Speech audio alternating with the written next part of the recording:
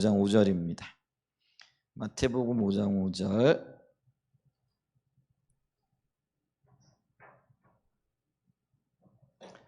자, 한번 보겠습니다. 같이 읽습니다. 시작. 온유한 자는 복이 있나니 그들이 땅을 기업으로 받을 것이며. 네, 그 신약 성경에 나타난 팔복을 통한 하나님의 성품을 배워가는 이제 그 영역에서 우리가 지금 말씀을 살펴보고 있잖아요. 그래서 마태복음 5장 3절에는 가난한 자는 복이 있나니, 그래서 가난한 심령에 대해서 말씀을 나누고 있잖아요. 가난한 심령이라는 것은 배고픈 마음이다, 또 결핍을 아는 마음이다. 그렇게 되어지면은 하나님을 찾게 되어지겠죠. 그 다음에 우리가 지난주에 살펴봤던 건 애통한 마음이죠. 울부짖는 마음이죠. 배가 고프면은 울부짖게 되어지죠. 어린아이들이 엄마를 찾듯이 그렇게 갈망하고 또 그 가족들을 위하여 슬퍼하고 애통하는 그런 어떤 마음들, 이게 이제 애통하는 마음이다. 크게 슬퍼하는 것, 자기의 처지와 형편을 깨닫게 되어졌을 때 그래서 하나님의 은혜와 긍휼을 구하는 이제 그런 영역의 성품을 좀 살펴봤고요. 오늘은 이제 5장의 온유한 성품, 그래서 온유한 자는 복이 있나니 그들을 땅을 기업으로 받을 것이며, 이렇게 했을 때 온유함으로 우리의 성품이 하나님을 더 닮아가는 것과 지금 우리 연관시켜보는 그런 시간을 좀 갖도록 하겠습니다. 우리가 뭐 팔복에 대해서 지난 한 2년 전에 말씀을 쭉 나눴잖아요. 그때 이제 온유함에 대해서 좀 아마 들으셨을 텐데, 온유함이라는 거는 그 헬라어로는 프라우스라는 단어고요. 근데 그 단어 속에 포함되어져 있는 거는 진정시키다, 길들이다라는 그런 의미가 있다라는 거죠. 이제 길들인다라 그랬을 때는 특별히 이제 야생마를 길들인다, 또 야생 짐승들을 길들여서 온순하게 만든다, 이런 것과 관련이 있다, 이렇게 얘기를 했죠. 그래서 야생에서 이렇게 뭐라 그럴까요? 살아갈 때는 이렇게 거칠고 또 다루기가 힘들잖아요. 근데 이제 훈련 과정을 거쳐 가지고 잘 이렇게 길들이게 되어지면은 말 같은 경우에는 뭐 사람이 타기에도 또 농사를 짓기에도 그렇게 굉장히 유용한 어떤 그 역할을 하게 되어지는 것들을 이렇게 보죠. 개들도 원래 이게 늑대에서 길들여졌다라는 그런 이야기를 하기도 하죠. 물론 이제 개하고 이 늑대가 뭐 전혀 다르긴 한데, 근데 뭐 처음에 이렇게 어떤 개도 뭐 워낙 많은 품종들이 있고 종류가 이렇게 있긴 한데, 원래 사람들이 늑대를 길들여 가지고 점점 이제 가축이라기보다도 이제 뭐 하여간 뭐 이렇게 그 사람과 굉장히 친숙한 이제 그런 상태로 훈련을 시키죠. 근데 이제 개들도 이렇게 훈련 안 되어 있으면은 사납죠. 근데 이제 잘 훈련시켜 놓으면은 주인의 말도 잘 듣고, 또 뭐 요즘은 이제 뭐 개들이 가족의 역할을 한다, 뭐 이렇게 하기도 하더라고요. 그래서 가족으로서의 어떤 뭐 그런 역할도 하게 되어지는 것들을 이렇게 보죠. 근데 이제 그게 이제 길들임을 받은 어떤 그런 영향이라 이렇게 얘기할 수 있겠죠.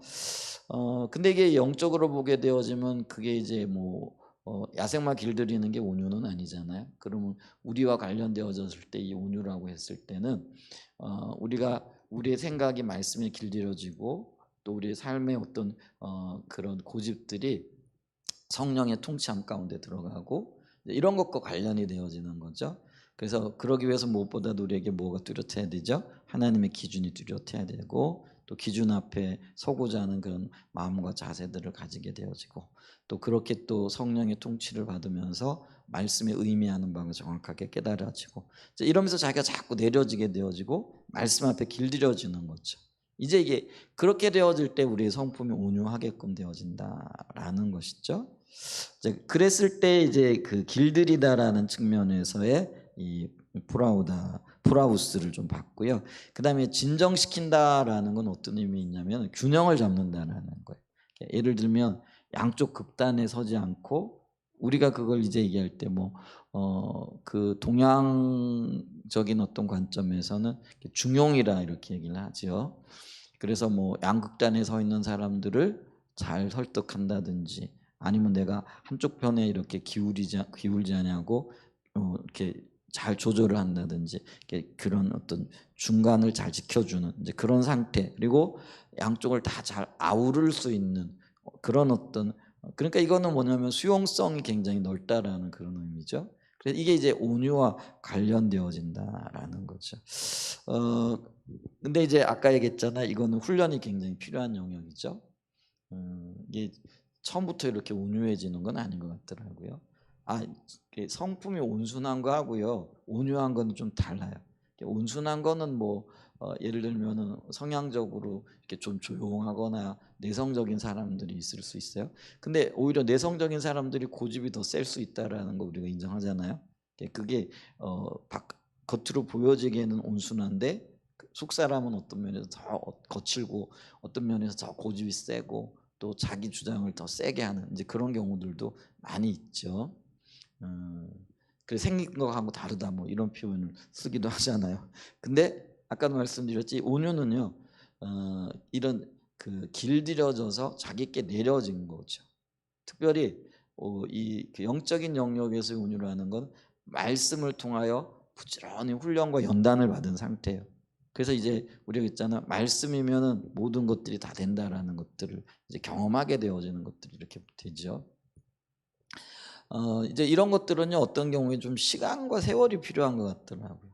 그러니까 우리가 예를 들면 말씀이 있기 때문에 말씀을 믿어야 된다, 이런 이제 가르침을 받고 당연히 말씀을 믿어야죠. 그러니까 믿는다라는 것은 말씀의 어떤 무게 혹은 말씀의 어떤 그런 어떤 영향력 혹은 말씀으로 인한 어떤 그 삶의 경험들, 이런 것들이 축적되어져 간다라는, 그래서 거기에 대한 신뢰가 늘어간다라는 그런 의미잖아요.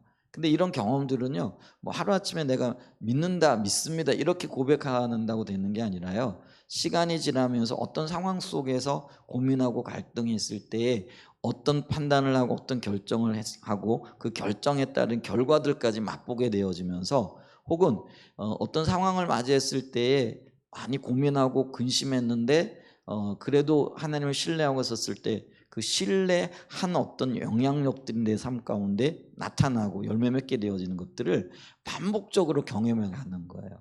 그게 이제 어떤 면에서는 믿음과도 관련이 되어지죠. 그러면서 우리가 스스로 이렇게 고백을 하는 거죠. 뭐냐, 말씀이 맞았어. 말씀이 이렇게 얘기를 했더니 근데 이 길을 따라갔더니 정말로 그게 그렇게 되네. 그리고 그런 열매들이 맺혀지네.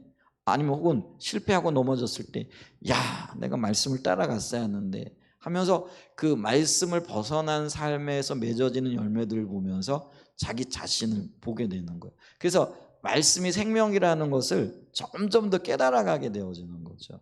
그래서 있잖아요, 우리가 초신자들 같은 경우에 막 열정이 있어가지고 막 어떤 일에 막 뭐라 그럴까요, 막 뭐 열심을 내고 뭐 이것도 하고 저것도 하고 뭐 이렇게 하잖아요. 근데 이제 그런 것들을요 예전에는 믿음이 좋다 이렇게 생각했어요. 열정이 있다고 생각했어요. 근데 나중에 보니까 그게 아니고요. 그거는 조금 더 다듬어져야 할 요소들, 그리고 물론 이제 처음에 이렇게 그렇게 가는 분들도 있어요. 근데 이게 그런 게 이제 어떤 영역에는 믿음도 초자연적인 믿음이라는 게 있거든요. 그러니까 하나님이 믿음을 주시는 거예요. 그러니까 인격체와의 관계를 통해 가지고 다듬어지고 그 다듬어진 결과로서 우리가 주님을 신뢰하게 되어지는 그게 자라나는 경우도 있어요. 그게 이제 어떤 면에서는 훈련과 연단을 통해서 다듬어진 믿음. 근데 어떤 거는요, 하나님이 어떤 목적을 위해 가지고 그 목적을 이룰 수 있도록 초자연적으로 부어주시는 그게 있어요. 그런 믿음도 있어요. 근데 이 믿음도 물론 필요하겠지만은요, 온유한 거는요 하나님을 경험해 가면서 여기 필수적으로 따라가는 게 시간이라는 거죠. 시간이 필요해요. 그래서 예를 들면 한 사람이 믿음의 사람으로 세워지고 또 온유한 사람으로 빚어지는데 시간이 필요한 거죠. 그래서 우리가 성품 훈련을 필요할 때 모세도 그 시간이 필요했다라는 거죠. 빚어지고 하나님 쓰시기에 합당한 사람으로 다듬어지는데 우리가 볼 때는 40년이지만은 그게 필수적인 시간이었다라는 거예요. 그러니까 우리는 다 이해를 못해요.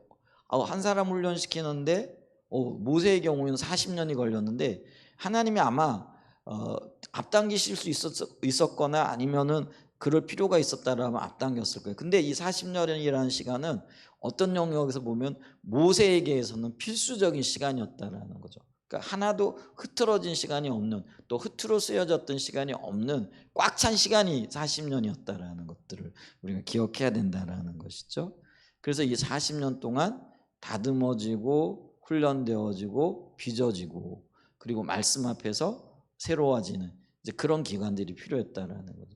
이제 그게 이제 온유와 관련이 되어지는 말씀이 된다라는 거죠.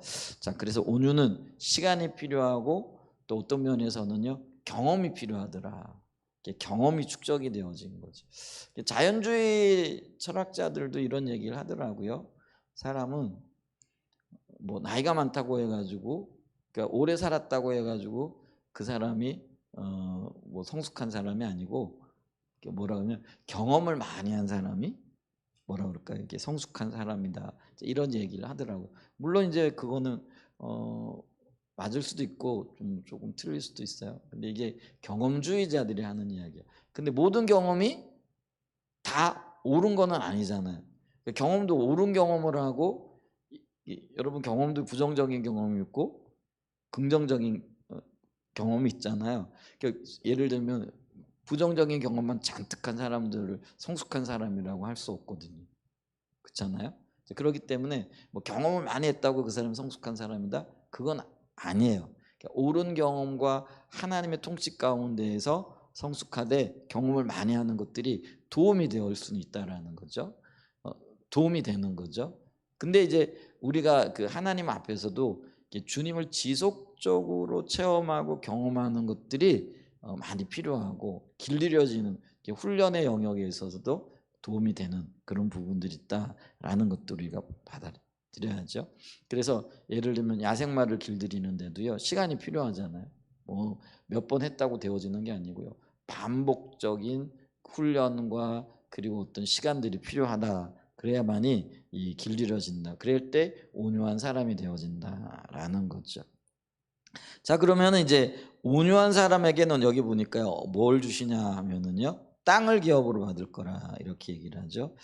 천국이 아니고 땅을 기업으로 주신대요. 그러니까 가난한 심령, 그 심령이 가난한 자는 복이 있나니 그랬을 때에 그 천국이 저희 것이며 뭐 이렇게 얘기를 하는데, 여기는 땅을 기업으로 준대요. 근데 여기서의 땅은요 뭐 그 어떤 의미에서 보면 그 천국과 다르지 않아요. 왜냐하면 이 땅이 어떤 개념이냐면은요 하나님의 통치가 이루어진다는 그런 개념이거든요. 그래서 이 땅이 유업으로 준다는 거는 하나님의 통치 가운데 거하게 되고 그 통치 가운데 하나님의 생명이 흘러넘치게 되어지는 그 복을 의미한다라는 거죠. 그렇게 되어지면 하나님이 오셔서 통치하시고 다스리시는 하나님 나라가 세워지게 되어지면 거기에 하나님의 질서와 하나님의 평강, 화평이 있게 되어지는 거죠. 근데 여기서 이제 온유한 자가 굉장히 큰 역할을 하겠죠. 그래서 이 아까 온유라고 얘기했을 때의 조정자의 역할, 그러니까 균형을 잡아주는 역할도 있다라는 거죠. 극단에 치우치지 아니하고 그러니까 이런 사람들을 아우를 수 있는 이제 그런 어떤 성품과도 관련이 되어진다라는 것이죠. 그럴 때 이게 평강이 오게 되어지는 것들을 이렇게 보죠. 이 온유한 자들에게 주어지는 땅과 관련이 되어졌을 때 성경에 아주 적절한 인물이 있어요. 그게 누구냐면요 이삭이에요. 이삭을 우리가 창세기 26장을 좀 한번 펼쳐보죠. 이삭의 생애는요 참 어떤 면에서는 좀 뭐 소극적인 것 같기도 하고 바보 같기도 하고 뭐 그래요. 근데 그에게는 땅이 주어져요. 하나님의 평강이 주어지고요, 하나님의 은혜가 주어지거든요. 창세기 26장 12절로 좀 봐요. 뭐 26장 전체로 들게 되어지면은 이 1절에 보고 1절부터 11절까지는 이삭이 아버지와 똑같은 실수를 저지르는 장면이 나와요. 근데 실수를 통해서 그가 하나님 신뢰하는 걸 배우게 되어지는 그 장면이 있어요. 그래서 넘어지는 게 꼭 나쁜 것만은 아니에요. 우리는 다 넘어지지 않기를 원하죠. 근데 여러분 보세요. 저기 지금 오늘 주환이가 잘 놀고 있는데 예성이도 어렸을 때 그래요. 여러분 넘어지지 않고 걷는 아이들 있어요, 없어요? 없어요. 넘어지는 거는요, 넘어지는 게 전제가 아니라 일어나 걷기 위한 전제라는 거죠. 그러니까 그러니까 많이 넘어진 아이들이 빨리 또 걸어요. 그리고 그거는 뭐냐면은 그걸 두려워하지 않고 극복한다라는 그런 의미도 되어지거든. 그러니까 이제 믿음 영역에서도 그래요. 우리가 이제 넘어져요. 넘어지는 게 좀 두렵긴 하고 또 어떤 면에서 넘어지지 말아야지 하고 결단을 하지만 수없이 넘어지잖아요. 근데 이 넘어짐이 아까도 얘기했잖아요. 잘 걷기 위한 과정이라는 거죠. 그러니까 우리가 믿음으로 세워지고 또 훌륭해지고 믿음의 사람으로 설 수 있는 한 과정이 바로 넘어짐이라는 거죠. 그래서 예를 들면은 아브라함도 참 많이 넘어지잖아요. 넘어졌다가 또 일어나고 또 넘어졌다가 일어나고 뭐 이런 아브라함이 넘어진 것만 해도 성경에 여러 차례 기록이 되어지잖아요. 뭐 하나님이 내려가지 말라 그러는데 내려가죠. 그래서 그곳에서 아내 팔아먹죠. 또 어떤 면에서는 또 어떤 게 있어요. 자식 기다리라 사라를 통해 기다리라고 하는데 또 그거 못 신뢰해가지고 넘어지죠. 그리고 일어나죠. 그러니까 이런 과정들을 거쳐가면서 온전한 믿음의 사람들이 되어져가는 것들을 이렇게 보죠. 여기 이제 이삭도 마찬가지예요. 아버지하고 비슷한 과정들을 거쳐가죠. 그러면서 여기도 보면 이제 그랄 블레셋 땅에서 블레셋 왕에게 그랄 땅에서 블레셋 왕 아비멜렉에게 자기 아내를 팔아먹는 일도 생기고 뭐 이런 일들이 있죠. 근데 하나님이 적극적으로 개입을 하셨다라고 이렇게 얘기를 해요. 이제 근데 뭐 그런 일이 있고 난 다음에 12절에 보면은요. 원래 이제 이삭은요. 여기 보면 12절에 이삭이 그 땅에서 농사하고 그의 100배나 얻었고 여호와께서 복을 주셨다 이렇게 얘기를 해요. 아브라함이나 이삭이나 전문적인 직업이 뭐예요? 유목민이죠. 양떼를 치는 자들이었어요. 근데 여기 여러분 있잖아요. 이 목축업하는 분들이 예를 들면은 뭐 농사 잘 알까요? 잘 몰라요. 이게 굉장히 전문화되어져 있는 거. 근데 이제 여기 보면 특이하게도 이삭이 그랄 땅에서 농사를 지었대요. 근데 그의 몇 배를 얻었다고요? 100배를 얻었대. 이거는 전적인 하나님의 은혜예요. 하나님이 그를 지키고 계신 거죠. 그래서 복을 얻었어요. 그래서 창대하고 완성하고 마침내 아버지처럼 거부가 되어졌대. 가만히 보니까요. 아브라함이 굉장히 거부였거든요. 근데 이 아브라함이 이삭에게 그거 다 물려주지는 않았던 것 같아요. 왜냐하면 이제 보면은 이스마엘에게도 좀 띄워주고 이삭에게도 띄워주고 그리고 이 아브라함이 아주 건강했던 분인가 봐요. 사라가 죽고 난 다음에 후처 그두라를 드리잖아요. 근데 거기에 보면은요 후처들에게도 여러 자식들이 태어났던 것들을 봐요. 그래서 그들에게 다 뭐 나눠주고 주고 뭐 이렇게 다 흩었던 것 같아요. 근데 어쩐 일인지 이삭은 모르겠어요. 그 아버지 재산도 가장 많이 받았겠죠. 그런데 아마 뭐 흉년이 오거나 아니면 이삭이 젊었다. 아브라함이 죽을 때 그때만 해도 이 이삭이 100세가 가까웠을 때니까 젊은 시기는 아니겠죠. 그런데도 여기 보면은 거기 더 큰 부자가 되고 마침내 부자가 되어졌다 이러는 거 보니까요. 심히 진짜 왕성해졌던 것 같아요. 근데 하나님 복을 주시잖아요. 복 받은 사람들이 부러워하고 근데 부러워하는 것까지는 좋은데 거기에 또 뭐가 따라갈까요? 시기와 질투가 따라가거든요. 그러니까 하나님 중심적이지 않은 사람들은요. 다른 사람이 잘 되는 거 못 보잖아요. 하나님이 복을 주셨다는데도 시기하고 질투하게 되어지는 그런 일들이 있게 되어지는 거죠. 14절에 보면 양과 소가 떼를 이루고 종이 심이 많음으로 블레셋 사람이 그를 시기하였고 이제 그러면서 시기가 있으니까요. 어떤 해야 하는 행동들이 나타나는데 그게 뭐냐면 그 아버지 아브라함 때 그 아버지 종들이 판 모든 우물을 막고 흙으로 메웠더라. 농사 짓는데 우물물 혹은 양을 치는데 이 물은요 굉장히 소중한 거예요. 이게 지금 이게 그랄 땅이 광야 지역이거든요. 그러니까 이게 오아시스 지역이었을 것 같아요. 그러니까 그 지역에서 물을 얻기도 힘들었고 또 물을 중심으로 뭐 농사를 짓든지 목축을 하든지 이렇게 되어지는데 그거를 막아버렸다라는 건 떠나라는 거든지 아니면은 추방이라든지 아니면은 죽으라라는 그런 이야기가 되어질 수도 있는 거죠. 근데 여기 보면 16절에 그렇게 그걸 외우고 난 다음에 아비멜렉이 블레셋 왕이잖아요. 이삭에 이르되 내가 우리보다 크게 강성한적 우리를 떠나라 이렇게 얘기를 하는 거죠. 그러니까 노골적인 적대행위를 하고 있잖아요. 근데 참 이삭이요 거기에 대해서 한마디 이야기를 안 해요.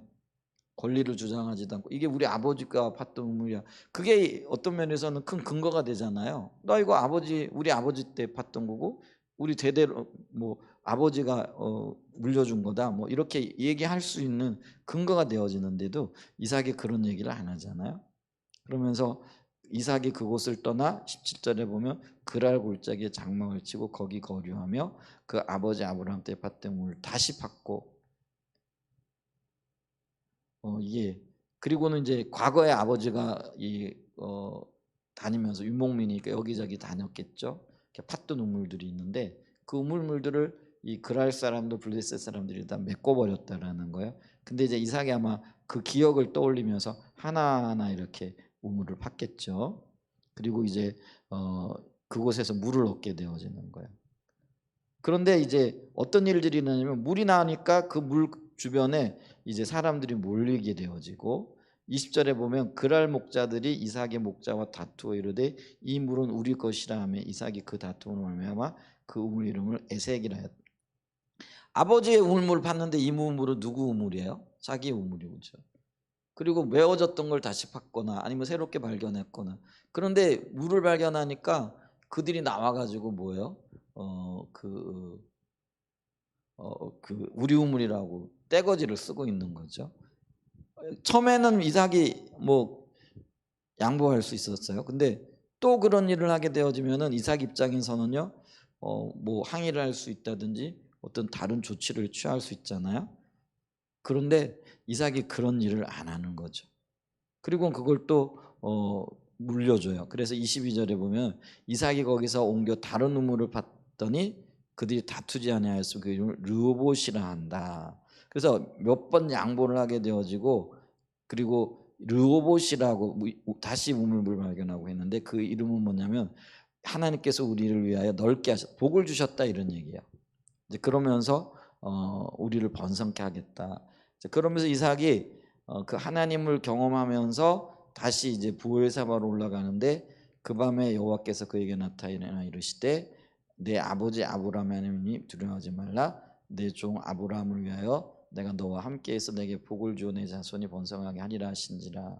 이삭이 그곳에 제단을 쌓고 여호와의 이름을 부르며 거기 장막을 쳤더니 이삭의 종들이 거기서도 우물을 팠더라. 하나님께서 이 온유한 그 이삭에게 약속을 상기시키면서 복을 다시 주실 것을 재약속을 하시는 장면이 이렇게 나오는 거죠. 그랬더니 이제 이 하나님이 함께 하시는 역사들이 너무나도 뚜렷하게 나타나게 되어지는 거죠. 그랬더니 26절에 보니까요. 블레셋 왕 아베이멜렉과 그 친구 아우삭과 군대 장군 비골과 더불어 그랄에서부터 이삭에게로 이렇게 찾아오게 되어지는 일들이 일어나는 거죠. 그러면서 그들이 뭐라고 이렇게 얘기를 하는 거냐면은요. 여호와께서 너와 함께 계신 것을 우리가 분명히 보았으므로 28절에 지금 그렇게 얘기하죠. 이삭을 찾아와 가지고 일부러 찾아와 가지고 하는 거예요.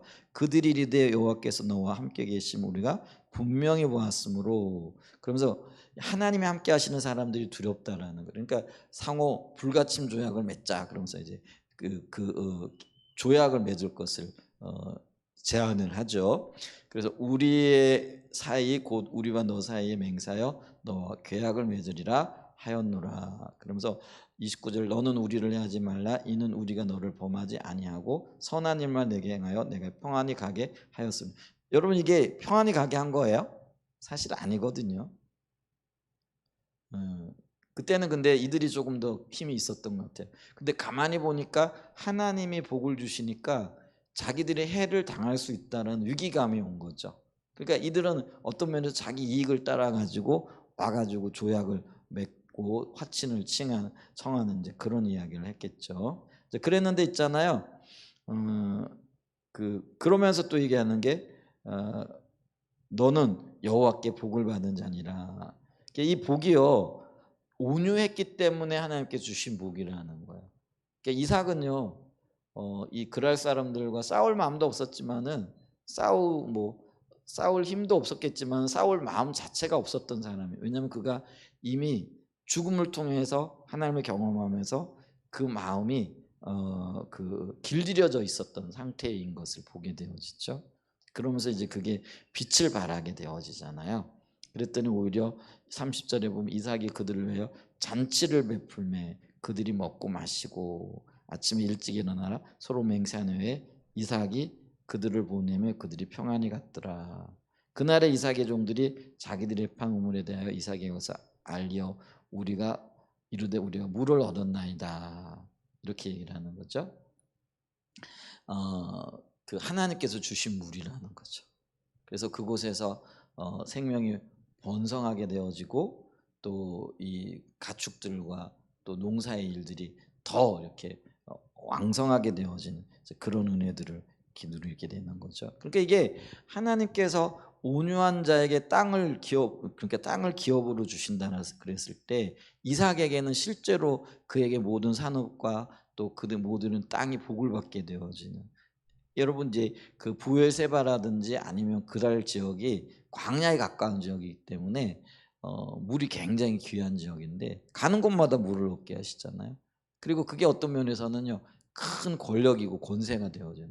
그러니까 물을 소유한 자들이 그곳에서 힘을 갖게 되어지는 거죠. 근데 이삭이 바로 그런 위치까지 올라가게 되어지는 그런. 그래서 결국은요 이 온유한 자들은요 하나님이 통치 가운데 평안을 주시기 때문에 처음에는 이렇게 손해를 보는 것 같아요. 찌질하기도 하고 어떻게 보면은 억울한 생각도 들기도 하고 그게 더 어려운 거죠. 우리가 그런 일을 겪게 되어지면 굉장히 자기에 대해서도 불쌍한 생각이 들기도 하고 바보 같기도 하고 뭐 이런 생각이 들잖아요. 근데 좀 바보가 되면 어때요? 그냥 왜냐하면 하나님이 우리를 복 주시기를 기대하는 거죠. 사람은 우리를 근본적으로 악하게 대하게끔 되어져 있어요. 근데 하나님이 도우셔야만이 복을 받게 되어지는 거죠. 물을 얻게 되어지고 땅을 얻게 되어지는 것처럼 이삭이 그런 거를 적나라하게 우리에게 보여주는 거죠. 그래서 이삭은 그 외에 우리가 창세기 22장에 가게 되어지면은 그가 모리아산에서 다루어지잖아요. 그게 이제 제물로 바쳐지면서 다루어지는 거. 이제 그런 연단과 훈련을 통해서 이런 열매들을 맺게 되어졌어요. 결국에는요 온유한 사람들이 처음에는 손해를 보는 것 같아요. 근데 유익을 얻게 되어지고 땅을 차지하게 되고 이 땅에서 하나님의 긍휼과 자비 가운데 승리의 자리로 나가게 되어질 거라는 것이죠. 그래서 이 땅을 기업으로 얻게 되어질 것에 아주 좋은 본보기가 이삭이라 이렇게 얘기할 수 있다라는 거죠. 근데 이삭은요 아까도 얘기했죠. 넘어지면서 또 제물로 바쳐지면서 다듬어지고 길들여졌다라는 게 그 성품이. 그래서 우리가 그걸 이제 우리가 좀 배워야 된다라는 거죠. 또 대표적인 인물 이제 온유한 성품을 가졌던 모세를 보죠. 우리 민수기 12장 잘 알죠? 아마 그 모세가 재혼을 했던 것 같아요. 아마 그 아내 십보라죠. 십보라가 일찍은 아니죠. 모세가 뭐 나이가 벌써 100살이 넘어가는 이제 그런 형편이었었겠죠. 아내가 이렇게 죽게 되어지면서 구스 여인을 이렇게 아내로 취하게 되어지는 일이 있었던 것 같아요. 십보라는 미디안 여인이잖아요. 근데 이제 아마 구스 여인이나 이런 걸 보니까 그 재혼을 하지 않았나 이렇게 싶어요. 근데 이제 재혼을 하는 과정 중에 아마 형하고 누나가 별로 마음에 안 들었는지 하여간 재혼 문제를 가지고 시비를 걸죠. 누나가 누구예요? 미리암이죠? 형은 누구죠? 아론이잖아요. 그러니까 이제 아론하고는 3살 정도 차이 나고요. 미리암하고는 조금 나이가 더 차이가 나는 것 같아요. 왜냐하면은 뭐 모세가 왜 태어났을 때 미리암이 갈대상자에 띄어보낼 때 쫓아가면서 그 동정을 보고 이렇게 엄마하고 그 사이에 왔다 갔다 하면서 중재자 역할을 그래서 모세가 생존하게 되어지는데 결정적인 역할을. 그러니까 어떤 면에서는 누나가 이 모세를 굉장히 이뻐했을 수도 있겠죠. 이제 그러니까 이제 뭐 여러 가지 정황들이 있어가지고 모세를 굉장히 뭐라 그럴까 이렇게 모세도 신뢰했고 누나인 미리암도 모세를 특별히 생각하고 있었는데, 근데 이게 뭐 잘못된 행동이었는지 아니었는지 그거는 성경에 없어요. 그리고 이게 잘못된 행동이었으면 하나님께서 모세를 친히 다스리셨겠죠. 근데 그런 것 같지는 않아요. 근데 이 하나님이 나중에 책망하시는 걸 봤을 때는 이들이 잘못 판단을 했거나 아니면 이 부분에 있어서 시기가 있었거나 질투가 있었거나 뭐 이랬던 것 같아요. 그래서 막 비난을 하게 되어지잖아요. 근데 그 비난을 하는 게 그 모세의 어떤 선지자적인 그런 어떤 직위 그런 것까지 건드리게 되어지는 거죠. 그러면서 모세와만 하나님 말씀하셨냐? 우리와 이게 이제 이스라엘 백성들이 가졌던 태도하고 자세하고 비슷하죠.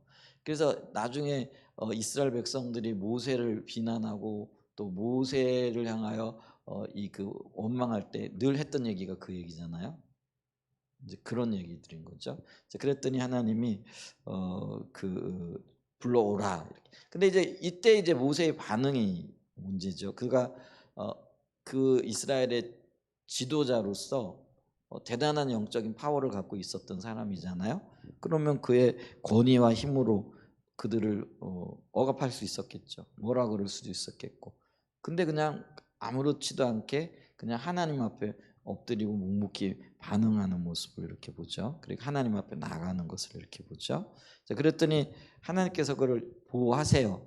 그러면서 미리암에게는 문둥병이 나게 하시는 거잖아요. 근데 모세가 온유하다라는 사람이라는 것이 어디에서 드러나느냐면요. 이게 그 문둥병이 걸렸으면 넌 나 욕하다가 잘됐다. 속으로는 겉으로 말 안 해도 속으로는 그런 생각을 했을 수도 있겠죠. 근데 속으로 그렇게 생각을 했으면 어떤 행동이 나오냐면요. 그를 위해서 치유를 위해서 기도하지는 않을 거예요. 이게 포인트라는 거예요. 모세는요. 마음속에 그런 생각 자체를 안 했다라는 거예요. 그러니까 이게 놀라운 거예요. 나에게 해를 끼친 그 사람 그냥 뭐 네 알아서 해라 이렇게 방치할 수는 있어요. 근데 그 사람이 위기 가운데 있을 때 손을 내밀어 구해주는 건 이게 또 다른 차원이라는 거예요. 이거를 하나님이 알고 계셨다라는 거예요. 이게 이 모세의 온유함이 어디에서 왔느냐? 40년 광야 생활에서 왔다라는 거예요. 그래서 아까 얘기했잖아요. 성품이 다루어지는데 시간이 40년이라는 세월과 시간이 필수였다라는 거죠. 이게 없으면은 모세는 이렇게까지 되어질 수 없었다. 그래서 하나님도 인정하시기를 이 모세를 보니 이 온유함이 온 땅에 있는 모든 사람들보다 낫다 이렇게 평가를 하시고 계시다라는 거죠. 그래서 이 아까도 얘기했는데 이 온유한 성품은 결국은 다듬어짐에서 나온다. 훈련과 길들여지는 곳에서 나온다라는 것들을 이렇게 우리 알아야죠. 자, 그러면서 오늘 마지막으로 좀 보기를 원하는 건 이게 이제 모세의 성품이고 길들여졌는데, 그럼 우리가 이렇게 온유함으로 길들여지기 위해서는 어떻게 해야 되느냐라는 거죠. 그러니까 우리가 온유한 성품을 통하여 다듬어져야 되잖아요. 그거는 이제 어떻게 하냐면요. 주님과 함께 멍에를 져야 된다는 거죠. 그러니까 멍에를 진다라는 건 뭐예요? 함께 동고동락한다라는 그런 의미잖아요. 같이. 그래서 이게 그 소들이 왜 그 일을 할 때 그 멍에를 이렇게 지우잖아요. 멍에 뭔지 아시죠? 그게 사실은 소 입장에서는 굉장히 고통스러운 거죠. 왜냐하면은 자기의 자유를 억압하는 거잖아. 짐승은 말을 못하겠지만은요, 어린 송아지들 이렇게 훈련시킬 때 엄마하고 이렇게 짝을 지어가지고 훈련시키잖아요. 그러니까 그 멍에를 같이 매게 하고. 그러니까 그 얘기는 뭐냐면은요, 길들이기 쉽지 않으니까 엄마하고 같이 길들이는 거죠. 그러니까 뭐 어떤 면에서는 이게 그 멍에를 통해 가지고 자기의 자유를 내려놔야 되고 또 인간의 의도대로 끌려가야 된다라는 것이 쉽지 않은 영역이죠. 근데 그 훈련을 통해서 이 소가 아주 유용한 소가 되어지는 것처럼 우리도 예수님 앞에서 온유한 성품으로 빚어지기 위해서는 예수님과 함께 멍에를 치고 가야 된다라는 거예요. 그래서 우리가 그 마태복음 11장 29절에 보면 이렇게 얘기를 해요. 예수님이 하시는 얘기예요. 수고하고 무거운 짐진 자도 다 내게로 오라 그렇게 말씀하시고 난 다음에 29절에 나는 마태복음 11장 29절이요. 나는 마음이 온유하고 겸손하니 나의 멍에를 메고 내게 배우라. 그리하면 너희 마음이 쉼을 얻으리. 그러면서 예수님 그분 자신이 자기를 뭐라고 소개를 하고 계세요? 나는 온유한 자라는 거예요. 겸손한 자라는 거예요. 이 온유와 겸손이 같은 의미예요. 겸손은 뭐예요? 내려진 마음이잖아요. 그러니까 어떤 면에서는요, 그 하나님의 말씀에 동의하고 주님의 뜻에 자기 자신을 맡기는 거죠. 그러니까 그게 길들여졌다라는 거잖아요. 그게 우리가 쭉 아까 살펴봤듯이 온유가 길들여지고 또 어떤 면에서는 진정시킬 수 있는 그런 마음이라는 거죠. 그래서 여기에 보게 되어지면은 예수님이 온유한 분이고 겸손한 분인데 이 예수님의 온유함과 겸손함을 배우기 위해서는 예수님과 함께 멍에를 메고 가야 된다는 거예요. 예수님의 멍에를 나도 져야 된다는. 이 멍에가 다른 말로 얘기하면 자기 부인의 어떤 삶이 되어지기도 하겠죠. 그렇게 되어질 때 참된 배움이 있을 뿐만 아니라 그곳에서 참된 안식과 평강이 있게 되어진다라는 거죠. 그래서 여기 보면 나의 멍에를 메고라고 얘기하는데 이 멍에는요 스승과 제자 사이의 훈육 관계를 보여주는 거예요.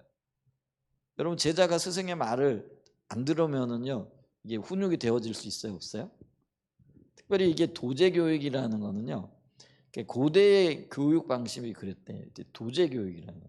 옛날에도 우리 그랬잖아요.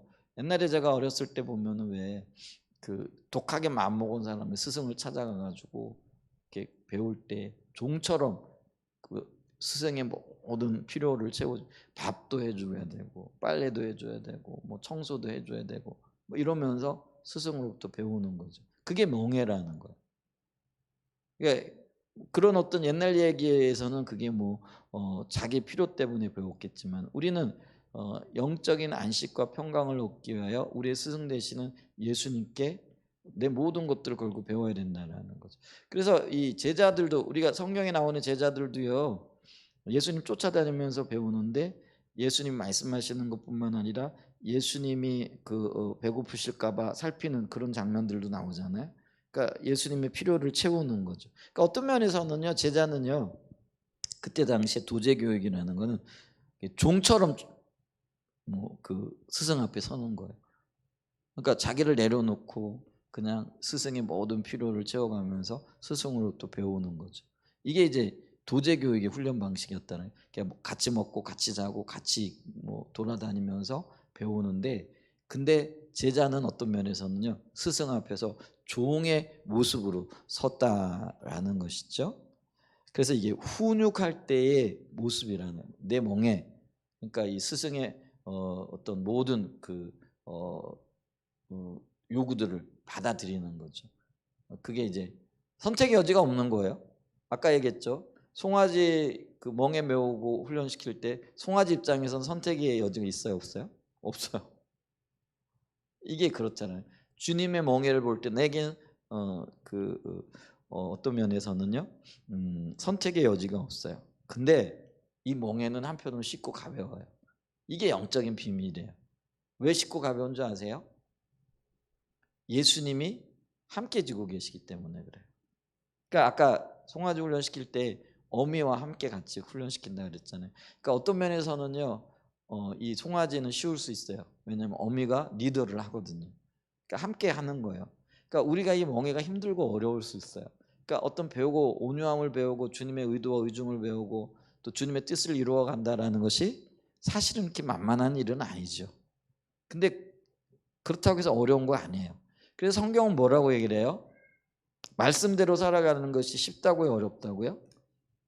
근데 우리는 어렵다고 생각을 하잖아요. 근데 성경은요 어렵지 않다라고 얘기를 해요. 근데 어렵지 않은 이유가 뭐냐면 그게 나에게 원인이 있는 게 아니고요. 하나님이 그 말씀을 대로 살아갈 수 있도록 은혜를 베푸시는 거예요. 그러니까 신약 시대는 그 뭐예요? 예수님이 나와 함께 하시고 성령님이 나와 함께 해 주시는 거예요. 그러니까 오늘 본문에도 보게 되어지면은요. 예수님이 그 멍에를 함께 메시고 가고 계신 거라는 거죠. 아멘. 그게 영적인 비밀이에요. 그래서 우리가요. 주님으로부터 부지런히 많이 배워야 돼요.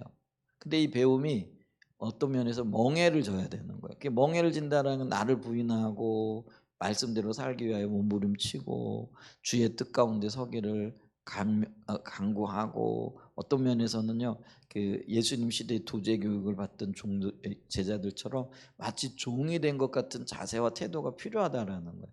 근데 그게 전혀 어렵지 않은 이유는 주님이 그 짐을 함께 져주고 계시기 때문에 그렇다라는 거죠. 그래서 우리는요, 그 주님 안에서 배우고, 그래서 주님의 성품을 배우고, 그러니까 제자들이 그러니까 주님께로 배운 그대로를 나중에 보면 하잖아요. 예수님이 길을 가다가 그 나인성에서 그 죽음의 무리들이죠. 그러니까 나인성 과부의 아들이 죽었어요. 그러니까 과부의 아들이니까 그 자식이 하나밖에 없는 거잖아요. 그러니까 얼마나 슬프겠어요. 그러니까 그걸 바라보는 사람들이 그 장례 행렬이죠. 근데 한편에서는 이제 생명의 행렬인 예수님이 제자들과 함께 가시잖아요. 그러면서 이제 장례 행렬과 딱 마주쳤을 때 예수님께서 그 과부를 보시고 불쌍히 여기시고요, 관에 손을 얹으시고요, 그 청년을 살려내시는 거죠. 그게 있잖아요. 어떤 면에서 보면은요, 죽은 자를 살려낸다라는 게 인간적인 관점에서 보면은 쉬워요, 어려워요? 굉장히 어렵죠. 근데 주님은 그게 너무나 쉬운 일이에요. 왜냐면 생명의 주관자가 되기 때문에. 그래서 하나님 인도를 따라 살려냈어요. 근데 도제교육이 뭐예요? 그러니까 이 하나님께서 그 생명의 주관자 되심을 예수님은 보여준 거잖아요. 근데 제자들이 그걸 봐요. 예를 들면은 이제 사도행전에 보면은 베드로가 도르가를 살린다든지, 아니면 바울이 유두고를 살려낸다든지, 혹은 뭐예요? 또 뭐 중풍병 병에 걸린 사람들 각양 각종, 심지어는 이렇게 나면서부터 안전병이 돼가지고 미문 앞에서 구걸하던 40년 40살이라고 얘기를 해요. 40년 동안을 걷지 못했던 장애인 있잖아요. 근데 그 장애인을 향해 베드로가 뭐라고 얘기를 해요? 금과 은은 내게 없거니와 내게 있는 것 그게 예수라는 거예요. 그 예수의 이름으로 명하노니 일어나 걸어라. 이렇게 담대하게 외칠 수 있었던 게 뭐예요? 그게 뭐 예수님이 제자들과 함께 짐을 지시면서 그 멍에를 메시고 가르쳐 주신 거죠. 이제 그걸 봤기 때문에요. 아니 인간적인 관점에서 저나 여러분이나 그 40년 된 환자를 손을 붙잡고 금과 은은 내게 없거니와 일어나 걸어라 이렇게 말할 수 있어요, 없어요?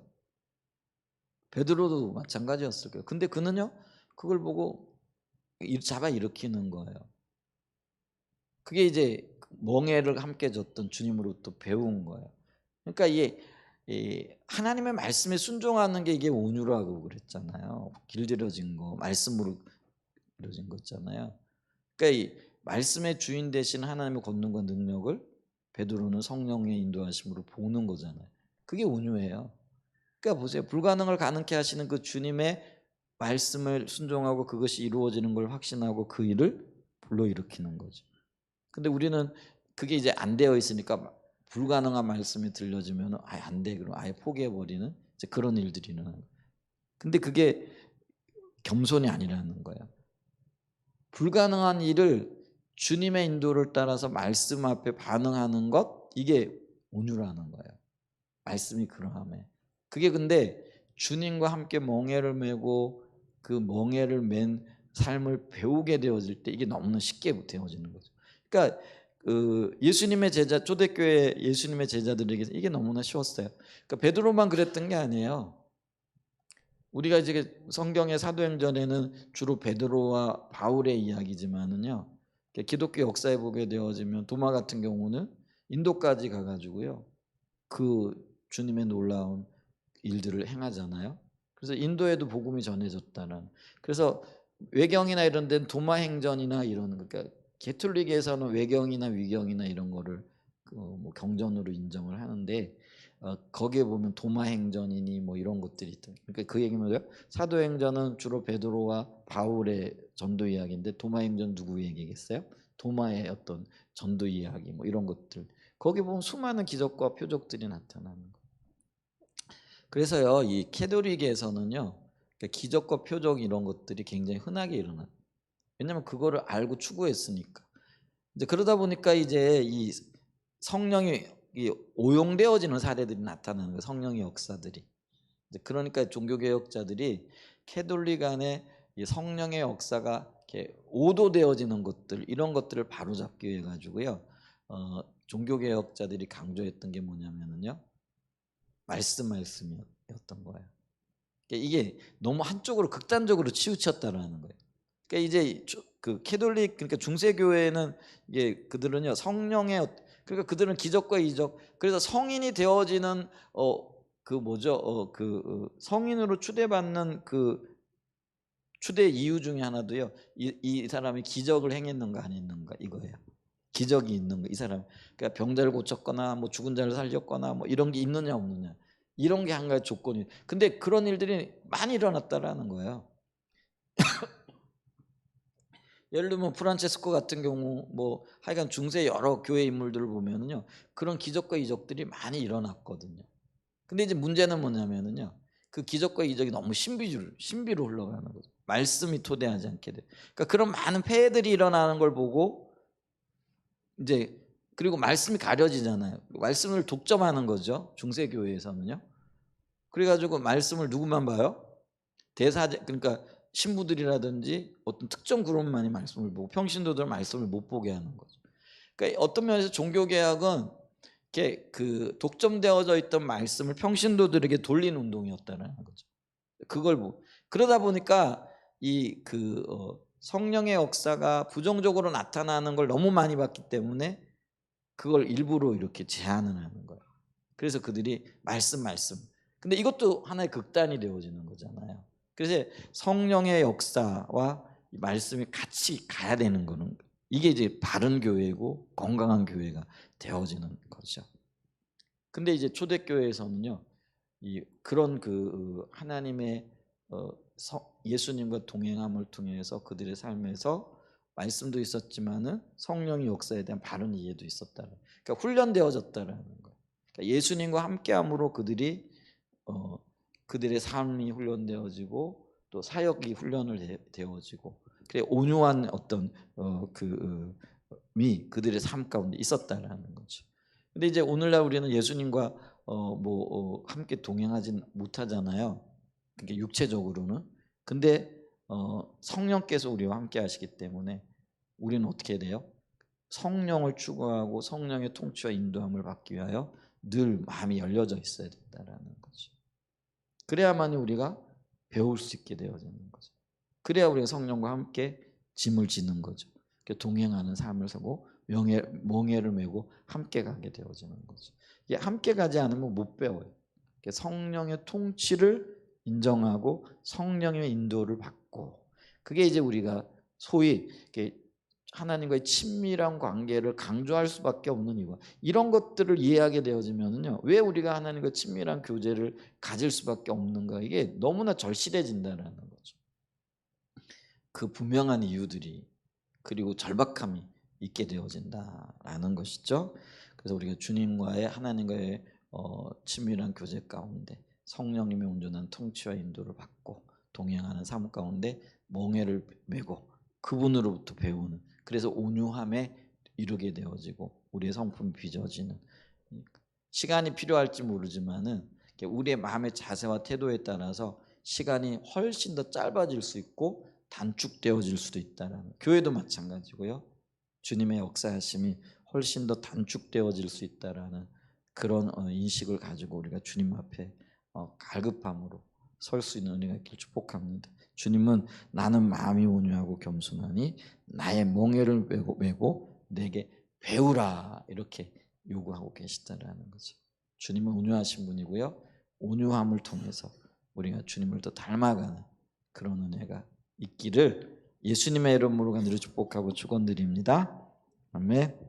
네, 온유함으로 배우는 성품 좀 받고요. 우리 이삭처럼 또 모세처럼 예수님처럼 우리의 삶에 온유함으로 주님 앞에 설 수 있도록, 그래서 세상의 어떤 불의함에 대해서 육신으로 반응할 게 아니라 영으로 또 성령의 통치로 인도함을 따라 반응하고 주님이 주시는 결과들을 기다리고 그렇게 주님 앞에 잠잠할 수 있는 그런 은혜가 있기를 축복합니다. 우리 주님이 그 도수장에 끌려간 어린 양처럼 잠잠했다 그러시잖아요. 그래서 이렇게 우리 주님 앞에 좀 배우는 은혜가 있기를 축복합니다. 그렇게 주님 우리를 인도하여 주세요. 우리 주님 앞에 잠시 머물며 기도하며 나가겠습니다.